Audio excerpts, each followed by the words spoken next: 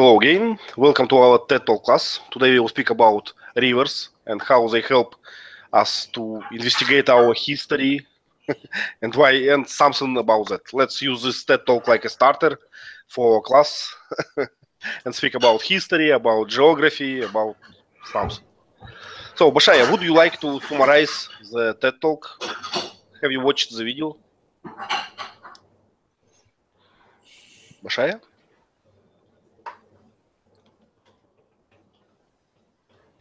Probably not.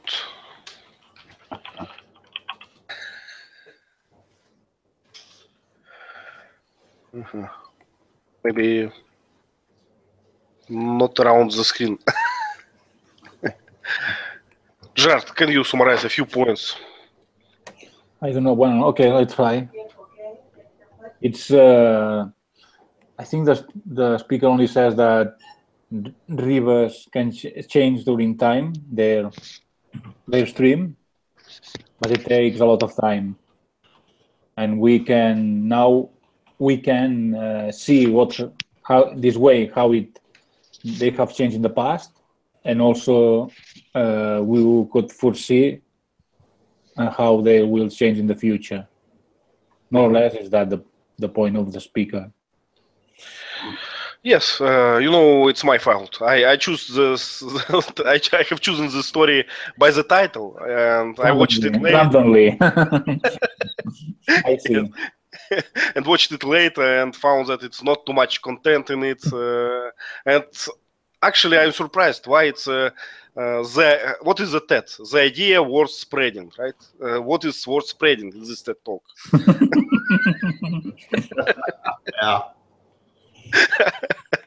I don't know, but I think we can find something to speak even in that.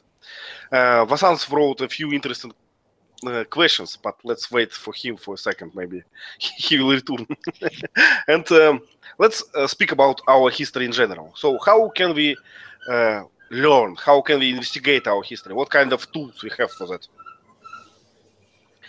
The first one is obvious, when we have written sources, right? Something modern. So we can just read it, compare, trying to understand what is true in that, what is false. But it's very recent invention, our written sources. So we cannot know about ancient story. And as I understand, speaker of the TED Talk talked about this, talked about rivers like a source for investigation. We can find some archaeologic, is it a word? Layers, archaeologic. What is the science? Archaeological. Archaeological. So we can say archaeological layers, right? So sometimes because the river changed path, I think it's correct, changed path, we have some archaeological layers in this place around the new path, because people move out from this and we can investigate it later. And what surprised me in this TED Talk that she provided an example of some river in India and said that this river changed the path in 2 weeks. It was too fast, in my opinion. It was over flooded and make a new path suddenly. So it can be dangerous, I think, for people who live in this state.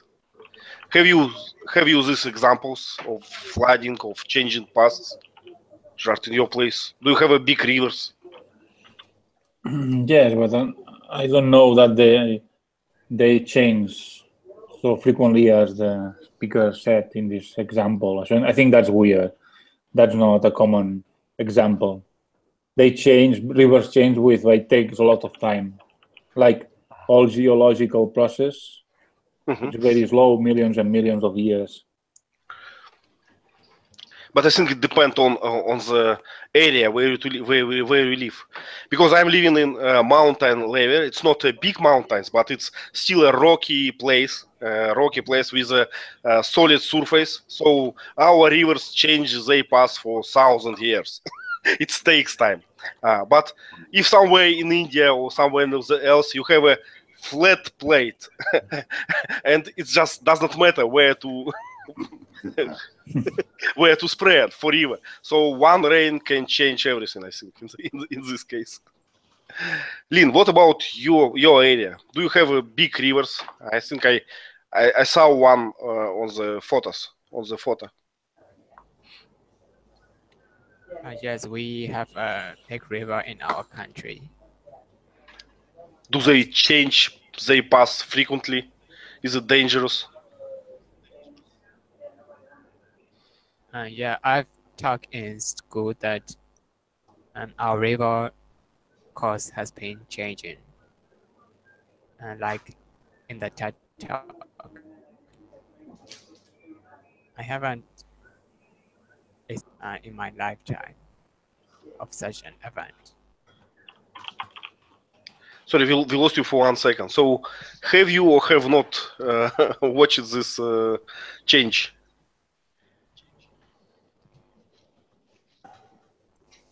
Have you personally seen No, any possibly, rivers no. change their flow path in your lifetime? Not personally. Not personally, okay. Yeah, so it's does not look dangerous for your area, right? You cannot sleep one day and wake up inside in the middle of river.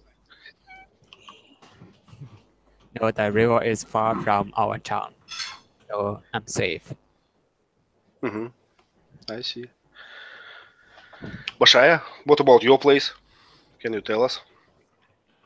Okay, in Egypt there is the Nile River, and I think it haven't changed it, and I think it's also static or didn't move from its place from the ancient Egyptian, from the pharaohs. If you know the pharaohs, the Nile River hasn't changed it. And regarding Kuwait, where I live, there are no rivers, and they just drink the water by evaporating the water of the sea, and I don't know what this process means. They just drink from the sea, but after a process of evaporating the water and making it applicable or available for drinking. But I don't know if I have no idea about rivers that it changed. It was the first time for me to know that rivers might change its direction. Mm-hmm. Mm-hmm. So the Nile is probably the most famous river because the life of the civilization started somewhere from that place, if I'm correct, from my school books. we learn a lot about which river. Any Nile? river you mean, or the Egyptian river, the Nile River? The Nile, or how you pronounce it? Nile? Nile? Nile. Yes, yes. Yes, very famous one. I think everyone on the world knows about it. Yes, although because since the pharaoh, the Egyptian pharaohs. Mm-hmm. You know the pharaohs? Yes. Vasans, nice to see you back. Can you speak? We just Yes. summarize the story as we can. We say that not too much in this TED Talk, and it's my fault.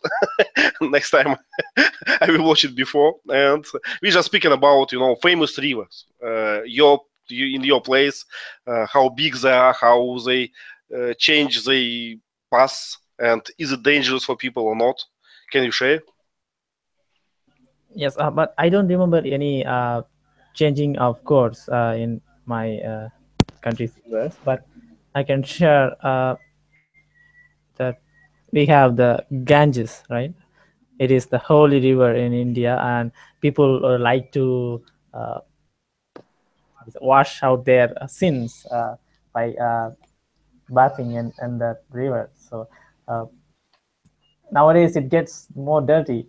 Probably it might because of their sin getting what do you call it? Yeah, the people's sin getting merged with the river, so it's getting dirty these days. I see. I see. So I've read somewhere that the gang was so clean in the past because of high concentrate of silver in it. But I don't know, is it true or not? No, that's a weird fact for me too. I don't remember, but it was clean once upon a time. People tend to keep it clean because it's a holy river, and it has been mentioned in a lot of what do you call it? The epic scriptures, like so holy scriptures. So, but these days they don't care too much about the river's circumstances. So they spoil it, they contaminate it. I see. Lynn, sorry, I missed your message in the chat. Please, you have a comment or question? I just remembered that we have a dead volcano in the middle of our country. They say it's dead, but the water inside, the mud water inside the volcano is boiling. So it stays hot, I think. I don't know if it's in the danger of exploding. Hot water from the inside of the earth, right? Yeah. It's like steam, you know. So yes, Gerard, please. No, about the Nile. I remember when I was studying in high school, they explained us how important was the delta of the river, because when in the ranger station, the river flooded, and then when the river came back to the position, you know, the sediments helped to grow up crops. And, you know, that's very good for, they had a very good agricultural system. Right. And I think it helped to a very long empire, you know, last, I don't know, many centuries until the Romans came. What was written in my textbook that agriculture in that times was very poor. It's totally related to the nature. You cannot influence to the agriculture too much, and that's why the Nile created perfect circumstances for living of many people, and it created the civilization. It's what was written. So the civilization started there because it was a place when many people can get food, can do something else, something like this. But I think they have too much free times because of these pyramids. I don't know. Yes, what is delta? Chile just wrote us. So delta is a triangular shape of land at the end of the river as it enters the ocean or sea, perhaps. Triangle. Triangle. Okay. And speaker on this TED Talk said that people who live in this delta, in this triangle, would like to know if a river would change its path. But it seems like a hard task, right? Because it's why delta has many paths. Probably because they all are equal for water, right? They can flood in one direction or another one, I think. Yeah, when a river flows down into the ocean, when it gets to the end of the land, sometimes it splits and goes into the ocean. So when it splits, it forms that triangle of land. And dirt, fertile dirt, washes down the river and collects in this delta. So this delta is where dirt collects from the river flow. So it's usually very fertile. So it's very easy to grow crops. So it's a very rich place where there's usually towns and cities grow up because they can get food. So if this guy's correct, every 100 years or something, the river may change to a different location. If that were to happen, a different route or course, that delta may eventually dry up and a new delta may form somewhere else. So that town that grew up at that delta might have to pick up and relocate unless the soil stays good for, 20 years and they can still farm it. I don't know. Mm-hmm. And many agricultural, how we call it, agricultural cultures need a lot of water, like rice, for instance, and the seasonal thing when it's changed, overflows and make dry, it's very good for making these places for agriculture. So it's a perfect place to start civilization in. as it happened with Egypt, right? Where else? Greece, maybe. What kind of river has Greece? Gerard, do you know? Greece? What does it mean? Greek is an ancient civilization too. Okay. No, it's a Greek letter too. I said it meant the delta letter. It's the name of the letter. Ah, I see. Delta. It's used in Maj, I think, and many. I see. So let's read some questions. We have a few. And let's start from the most interesting one for me. So, do you have sand mafias? Does your government have any laws against them? Yes. What does that mean? I don't know. Let's figure out. Bashaya, do you have sand mafia in your country? Again, mafia? Yes. What mafia? Sorry, again, the question? Sand mafia. No, sand in the desert. It's a small pieces of silicon, I think. A mafia is a crime organization. Yes, yes, I know, but I didn't understand the question. I didn't get. Can you repeat it, please? I think that it's the answer. Yeah, we don't know what a sand mafia is. Okay, I will try to I explain. know what mafia mean, but I didn't understand the question from Ivan.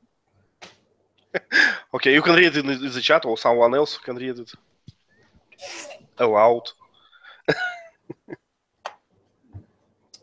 Do you have sand mafias in your country?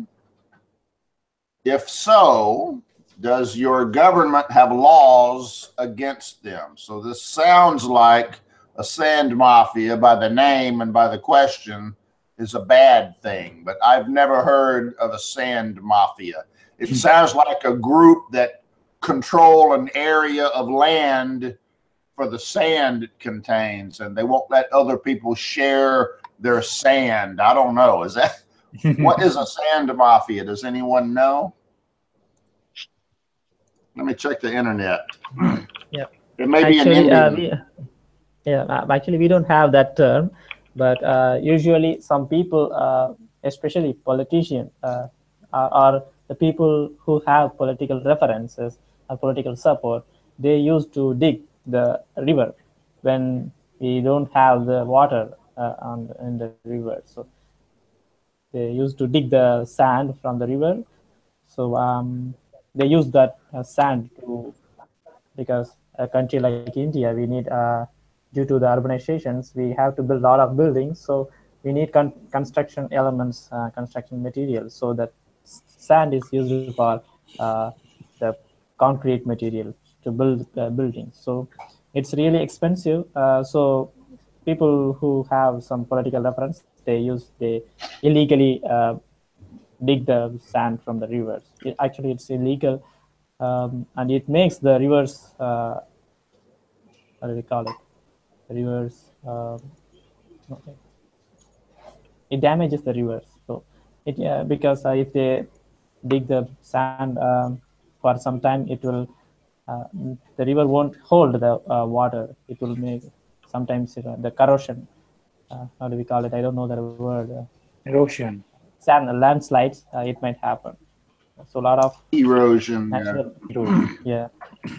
disasters can happen. So it happens in India right now. Yeah. So the sand at the bottom of the river is better than the sand on the land for some reason? It's a For special building? sand. Yes, you can mix it with cement, so you can make a perfect concrete buildings. I think that one of the reasons of that can be that sand in the river is already clear, but sand on the land is full of soil, full of other participles, and you have to take it under trees or something else. It's my suggestion. I don't know anything about that. But let's learn some terms here. So what is erosion? What is erosion? Jart, can you explain? It's when the nature, through wind, water, sun, all natural elements, destroy or change the earth, no, the surface of the earth. Mm-hmm. I see. So when we take something, some stone or sand from the river, what it makes with river? Pollution, maybe not. What else? Pollution. Is it lose water because of the water because of that, or against? It has more water. How we call process when the river became to be, you know, less flooded, less water in it? How we call it? It can be because of climate or because of season. Teacher, you muted. We can't hear you. We say a river dries up if it has less and less water. Mm-hmm. The problem, I haven't read these articles, but apparently sand mafia is a big thing in India, millions of dollars. It's a trade. But to me, if you dig sand from a river, I'm just guessing, I haven't read the articles. When you dig a river deeper, what happens to the speed of the river? Mm-hmm. The speed's going to go faster, right? Faster. Okay. I would think deeper would be faster. Wider would be slower. Mm-hmm. But deeper, it's still narrow. So I would say deeper, it's going to go faster. So it's going to erode more. And if you're digging sand, it's possible you might change the course of the river. So I could see how sand mafias stealing sand from under a river could cause the landscape to change. And that could affect the water supplies for villages all over a large area. So I can see it could be dangerous or harmful to people and the environment. I see. But they can make money. And it's very interesting. Now I remember that we have a very close analogy in Russia because of that. We don't have sand in our rivers. We don't have sand mafia, but we have forest mafia, maybe. I never heard that term. I just invented it. But let me describe how this the people who cut the forest, they change our rivers. Our rivers dries up because of that. So actually, we have some seasons. We have winter, we have summer, and most of precipitation, most of the water from the air we have at the winter. So we have it in the form of snow, and it comes to the forest. And slow by slow, in the summer, forest keep this water and put it in the river by a small amount. So its river is has same amount of water all the season. But because the forest is because of the deforestation, it's changed. Now we have a huge amount of water just in spring, and then all the summer it dries up. So it's changed the ecosystem in general. The fish is dead because of that. We cannot use ships anymore on these rivers because it's changed. So the reason for that is our forest mafia, deforestation, and so on. So that's why 10 years ago they started a program of recovering of the forest on the banks of the river. I don't know how it's successful, but it exists. So government may make something to prevent this phenomenon, I think. Mm-hmm. It's close enough to the sand mafia, I think. Can you think about something like that, Gerard? Some olive mafia? I don't know what else. In Spain, they burn forests, you know. So with the time they can build something, right? After some time. So they burn the forest, and it's a good place for construction after. Yeah, but they had to wait so many years because the law protects them. But they should make a law that should protect all the forests, so that people wouldn't burn them, because every summer is the same. When there's some wind, they start ignite a fire, and it's a problem. It's a big problem. So we just found a few cases that not only the nature can change rivers, but humans too. And the speaker in TED Talk said that something about global warming. I didn't get that point, but she said something that global warming changed the rivers a lot. Can anyone get this? Can you remember? She definitely said something about global warming, but I missed this point. No? Okay, but I think it's, global warming warming should change something. Maybe. I think maybe more precipitation, more something, climate change. Yes, as climate changes, the rivers must change too. Okay, another question. What are the pros and cons of the river changing its path? Can you think about any pros? Lynn, what do you think? Can you name some pros or cons?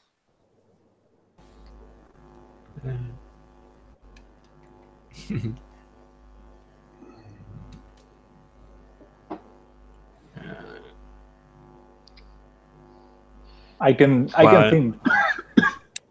Please. Okay. One thing, Oh, I think I think we could take advantage of the sediments in the delta, you know. So we don't have water there. We could take advantage of that. The soil must be good. I don't know. I'm not sure. I think there must be many pros of changing paths, and the reason why I think so, because in the past, in the Soviet Union, we have a lot of projects when we changed the river's path by our own. So we built it concrete banks. We how to say it? We rotated the rivers to the other regions, and we tried to connect some rivers. And it was for agriculture. It was for other countries. You know, as a part of Soviet Union, we have Uzbekistan, Kazakhstan, and other countries. They were dying because of absence of water, and we just rotated one river, one Siberian river, to their territory. So we changed path of one river and forwarded to them, and the problem was solved. And as far as I know, there was some project with India too. Do you know something about that? Which one? About? I think that Indian government, maybe with Soviet government, tried to change some river behaviors. I read about that. Actually, India is planning about river interlinking projects. So connecting all the rivers in India. So I think that must be the program.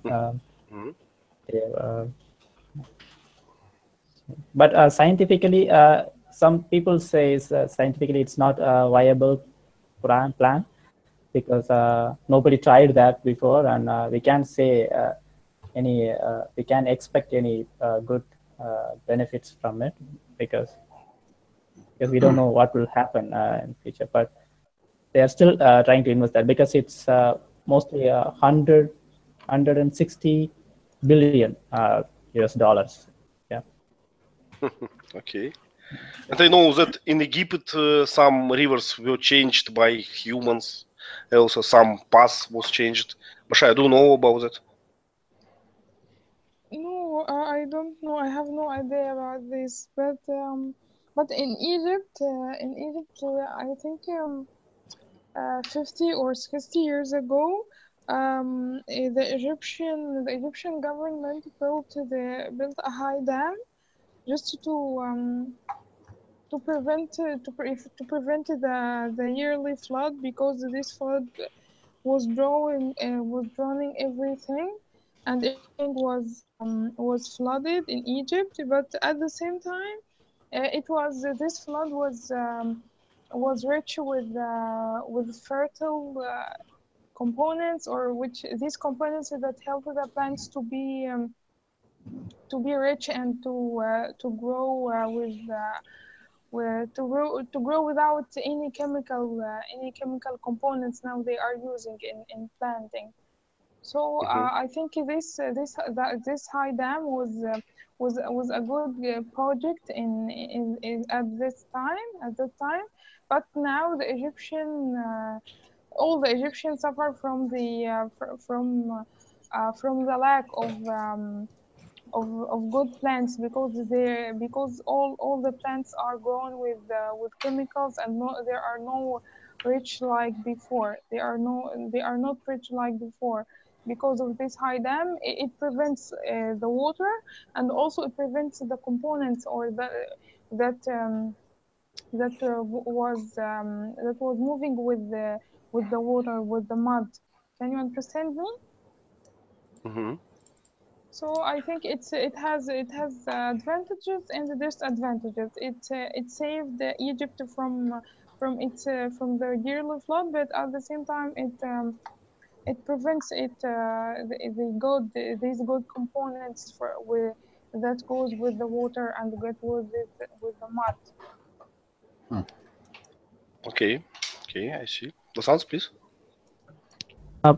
If it is like the talker showed in the TED talk, she showed the satellite image of Amazon landscape. So if it's in such cases, the dislocation of animals, wild animals, can happen. So that might be the cons, I think. If it happens inside the forest, okay, that's okay. But what if it's located nearby the any cities, human living places, then the animals comes into the villages or cities. So it will not be good for both of them, both human and animals. So it might happen. It will be the con. Mm-hmm. Gerard, please. In China, they had a big modification of the Yangtze River, the Three Gorge Dam. More than 1 million people have to move. Many archaeological places have been flooded because of this. Mm-hmm. This change. Now they can make a lot of electricity and they can control the water of the river, but it had a lot of second collateral damages. Mm-hmm. Mm-hmm. Well, it's we have a story. We had a story like that. We have a famous river, Volga, in Russia. It's a very big and very important river for us, because because we have a bad roads in Russia, and rivers are the best roads. All the transportation, it's very important. And once our scientists decided to build a electrical station, hydroelectrical station. I don't know what is the word for that. Dump to produce electricity via turbine on this river, on Volga, and it damaged a huge territory. It was flooded. Many people, as you said in China, many people had to move, and it's changed the ecosystem of Volga. Many types of fish were extinct. I think I read something like that. So in the future, how to say it? Nowadays we think that it was a wrong solution. So we got some electricity, but the consequences consequences are too much of this. So we'd better build a few nuclear stations, but not damage the whole ecosystem of a mighty river. Go nuclear. We try. And it's a good segue to another question. What are the conditions of your rivers? Can you share any trivia about your country rivers? We partially did it, but maybe you can recall something else, something interesting. Okay, let me start. Oh, Vasant, please start. We have mostly many number of rivers, and we most, except for a couple of rivers, we named every river as a female. So we call as female. So sometimes I don't know about the other countries' tradition, but especially when a marriage happens in India, the bride sides give some things to the girl when she move to the married life. So like a cot, pillow, one of the vessels for whatever the essential items to start a new life. So to the girl. So some poets like to make reference to the they compare the river and the girl. Like the river comes from the mountain, it brings a lot of wastes from the mountain. So they make reference like that. Okay, she is coming from the for a married life.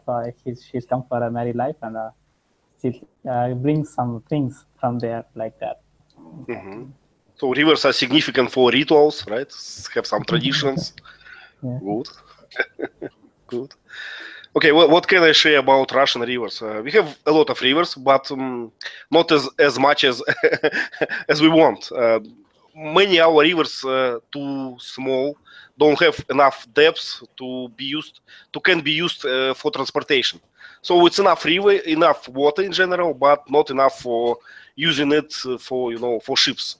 And that's why each river, each larger one river is very important. It has a special meaning in our history, always. It's always about, you can move at any big river and there will be a lot of stories about it. From history, from... it's impossible to know all of that because it's too much, centuries and centuries of history about each piece of river. Sometimes it's interesting, we know a lot about closest to us river, and our rivers always, have cities and villages on the bank.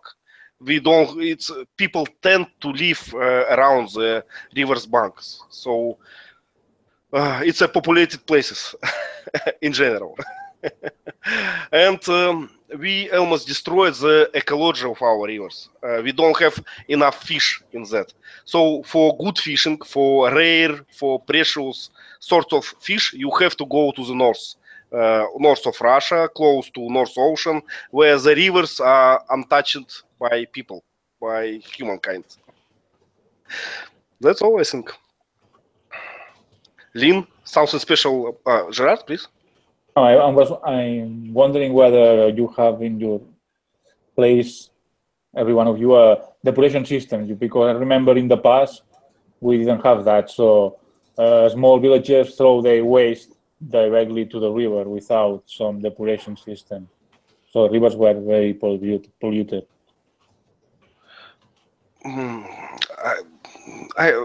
As I know, it's not a problem here. We have some systems, some drain systems, we have a special department who do that. But sometimes we have accidents when some industry polluted the rivers. It happens. So they try to prevent that, but it happens every year, I think. Because some industries need a lot of water. Some chemical industries need a lot of water. And they always located in the river's bank. And from time to time, something goes wrong. I don't know why people can't prevent that, but it's happening. I hear about this regularly. And it's a problem, always problem, but I don't know how to solve that. Lynn, any trivia about your rivers? Do you know something interesting? Can you share something?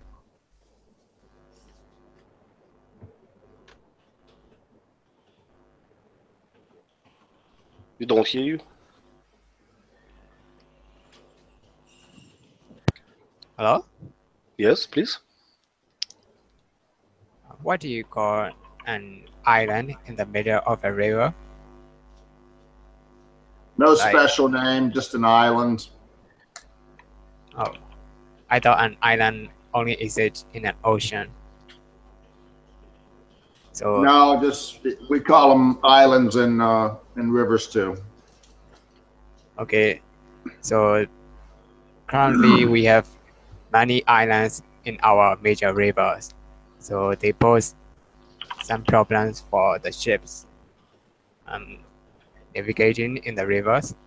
So the government is trying to eradicate those islands by treasures and some other drilling and some other means. And there are some problems with the collapsing of riverbanks too. So we have many problems with our rivers. And pollution is also a problem too. So the government has many works to do with our rivers. Mm-hmm. Good. Bashaya, would you like to add something?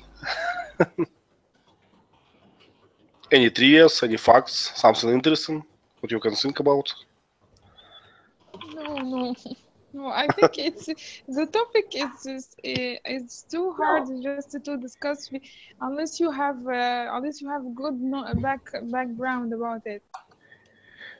Okay, but let's change it. Okay, let's ask teacher Lee to teach us some, some new words about rivers. So what actually we have? What can we think about? How we can describe the river? So stream, bank, what else?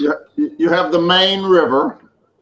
The main river starts from some source, usually up in mountains, a higher elevation.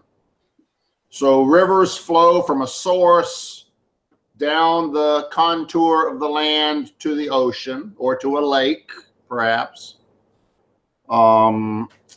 Sometimes a small branch will break off from the river and become a smaller river. So a smaller branch of a river is called a tributary. So a river may have many tributaries that go out and irrigate the land over a large area. So this is good for people and farmers. Okay. I believe the end of the river we call the mouth of the river. And that's where the delta land forms.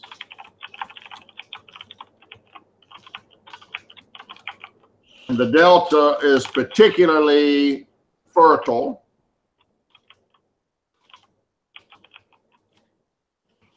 And we call it delta because the Greek letter delta is a triangle. So we associate delta with a triangle shape. So when land is triangle shaped at the mouth of a river, we call it the river delta. That means it's at the end of the river. It's fertile. It's a good place to have a village or a farm. Rivers can overflow or flood. They can dry up. And then we have what we call a dry riverbed. So when the water is gone, what is left we call a dry riverbed. It's the little ditch or shallow valley where the river used to be. So a dry riverbed means some ecological disaster cut off the source of the river, or it dried up because the water from underground ran out. Okay. Rivers can erode surrounding land. Now, this can be extremely significant. Does anybody know Niagara Falls? Yes. See, yes, yes. Niagara Falls is a sharp, steep waterfall, right? That fall used to be 10 or 20 miles downstream of that river.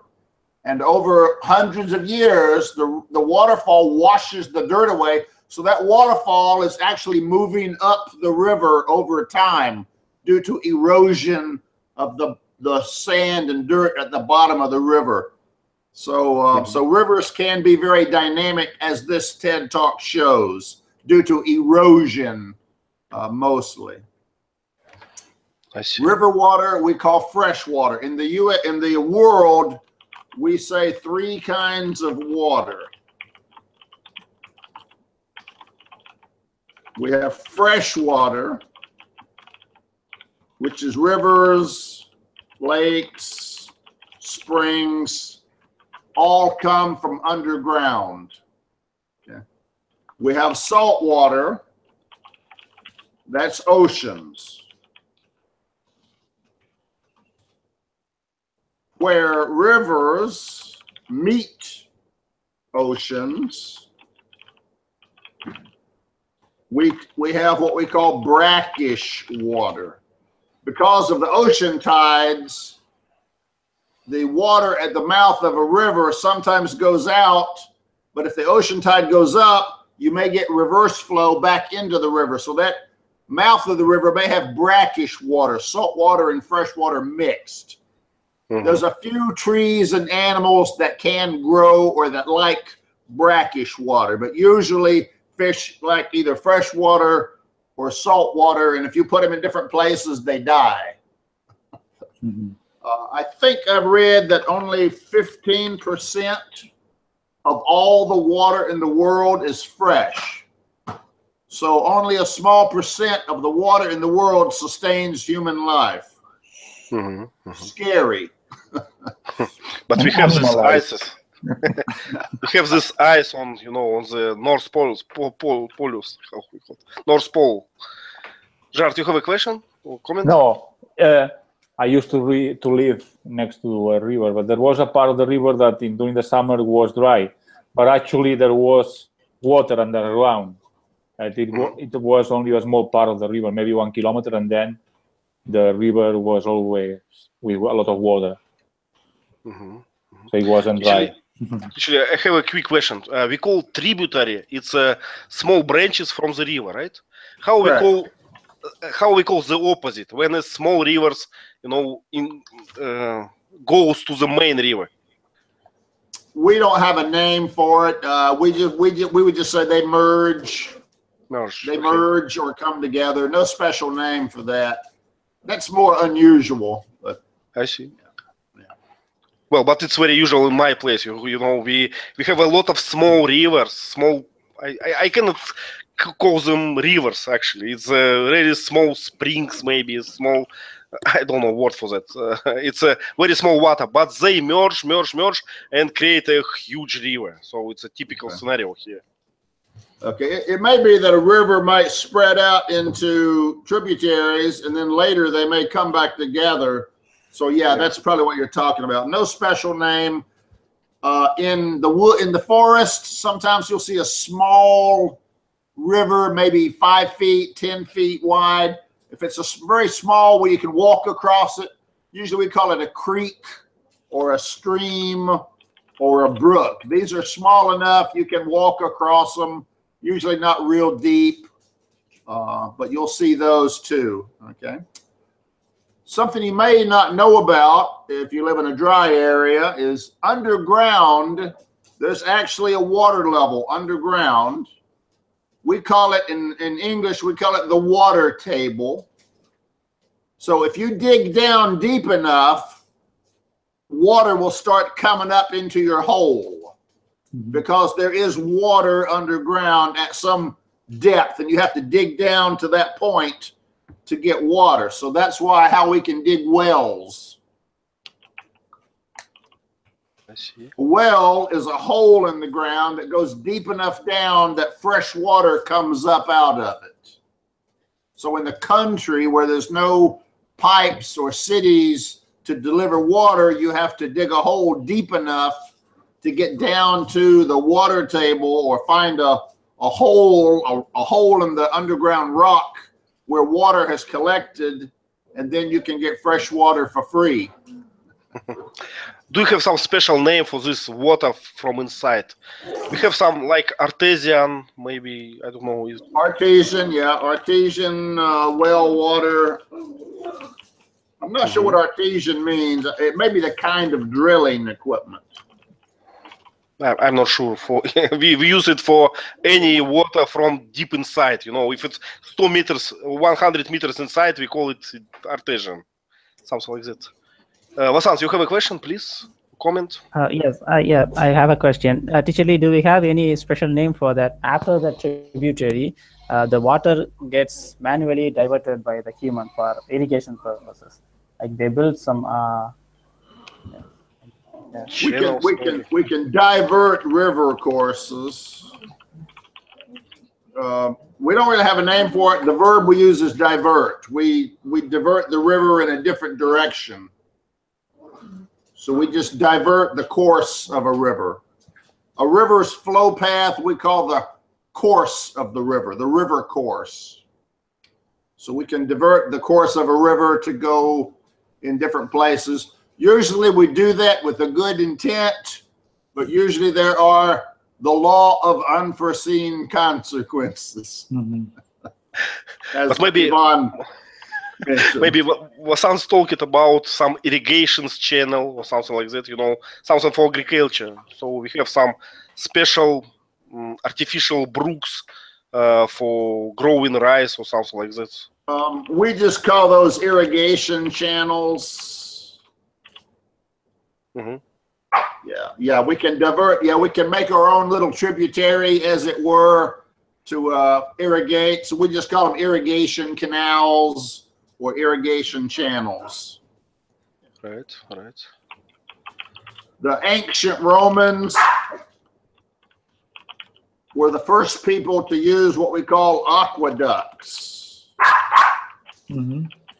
They actually built little irrigation channels, basically, to carry water from the river miles away to the city. So that enabled the Roman Empire to advance quickly, because they had the convenience of water away from the river, so they could expand better. And some of them in the air, some of them like bridges. And I think we still can see them in the Europe. Yeah. What about in Spain, Gerard? Do you have them? We have, even in my town, in Figueres, we have one. Very good. Never saw one. Never have seen one. Yeah, the Romans didn't go as far as inside Russia. It was too cold. And enough water. Okay. Another questions about terminology, words? Sounds nice. I want to ask Teacher Lee about the process, like here in Kuwait, where there are no rivers, and they make the water of the sea can be drunk. If you take the salt out. Would you understand me? Yes. We have, you can build desalinization plants, and they'll take the salt out of seawater and it becomes fresh water. Yes, that's pure, that's good water, it's drinkable, it's healthy. Submarines have to do that. When we're on a submarine underwater for months, we take seawater and we make fresh water out of it and throw the salt overboard. So submarines have to make their own fresh water from ocean water. So we have small desalinization plants. Right. But why you call this water good? Why you call this water like a good water? I tried it and I tested it and I would not call it good. If you boil it, the way you usually make fresh water from dirty water or salt water is you boil it, and the solid particles stay in the bottom, and the fresh water becomes steam. And if you let it go to a metal roof and condense and run down the sides, the water you collect should be 100% pure. Right. Because the minerals stay in the bottom. Gerard, please. But sheer water, I think, is not good for our health, you know. Water without any minerals is not good, I think. I read something that we should add some minerals to water to drink, because there is some investigations that shows that somehow it removes minerals from our flesh if you drink poor water or something like this. I don't know if I said it correctly. Okay. Some you can buy bottled water. Some claims to be pure distilled water, no minerals. We call it distilled water, as Gerard said. If we take everything out of it, it's pure water, distilled water. Some bottled water companies say we've got minerals in it from the mountains, so it's healthy for you. I don't know. Maybe some minerals might be good for your body in small amounts, but not in large amounts. So I prefer pure water myself. Okay, but in Russia the market of this mineral water is huge. We have many different many different minerals, and the only usage of pure water is for cars batteries. Gerard, please. In my place, we have a lot of lime in the water. You know, it's a substance. Do you know what lime is? Yeah. It's not too good. You know, if you wash your clothes, you know, it spoils your washing machine, and it's not that good to drink. Yeah. Some water with minerals tastes really bad. You may have iron in the water, or lime, or other substances, and some can give water a very nasty taste, even a bad smell. Yes. And let me answer Lynn. Lynn, it's not about lemon or lime, or it's some chemical mineral, right, in the water. It's usually makes white solid, how we call it? You know, when you boil it in the kettle, it has a white particles. Deposit. We call that scale. A mineral residue after you boil the water out leaves stuff. We call that scale, a mineral scale. You got to throw it away. It messes up your pots and pans. Mm-hmm. Okay. Any questions? Anything else? Well, very good. I got a lot of vocabulary from that. Scale, I never heard that. I would not explain that. I would say some, I don't know what, participles. Something that, I don't know if you have this problem or not, but in America, our water, every house has a water heater. Mm-hmm. And our water heaters have iron coils, and we use electricity to make the coils hot, and that heats the water. So we've got hot water in all our houses.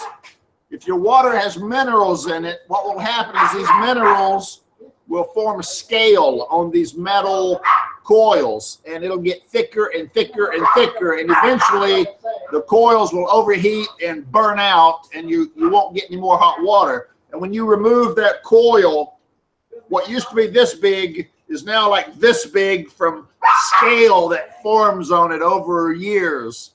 So it's nasty. So you got to replace it and put in a new clean coil. But there are many tricks, you know, with acids, with special, what we call it, special, I don't know, pills that you add to the water, and it destroys this scale. Yeah, I think we have a chemical called vinegar you can buy in the store, and it'll dissolve scale. So if your shower holes get clogged with scale, you can soak that in vinegar, and it'll dissolve the mineral deposits, and the water will flow again. Yeah, so Anti-scale chemicals, yeah. Okay, our time is over. It was it was a nice class. Teacher Lee saved the day by this vocabulary, by these English exercises. And I hope you enjoyed, and see you tomorrow. Thank you very much for coming. Bye bye.